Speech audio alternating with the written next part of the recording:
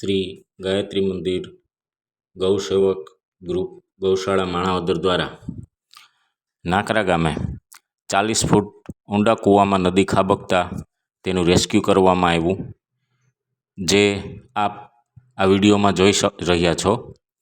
આ વિડીયોને વધુમાં વધુ લાઈક, શેર અને સબસ્ક્રાઈબ કરવા વિનંતી, કારણ કે આ વિડીયોની જે આવક થશે યુટ્યુબના માધ્યમથી એ તમામ આ ગૌવંશની સેવામાં વાપરવામાં આવે છે।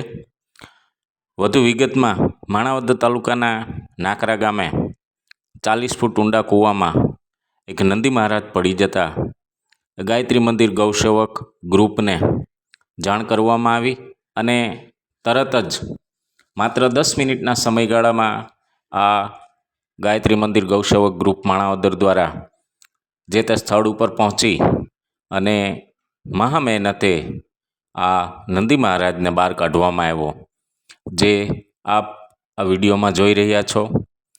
ગાયત્રી મંદિર ગૌસેવક ગ્રુપ ગૌશાળા દ્વારા ગૌવંશ માટે આ સેવા યજ્ઞ ચાલી રહ્યો છે।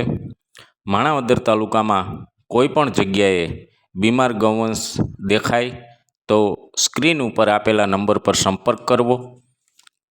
આ સેવા યજ્ઞ એ દાતાઓના સહયોગથી ચાલી રહ્યો છે। અગાઉના વિડીયોમાં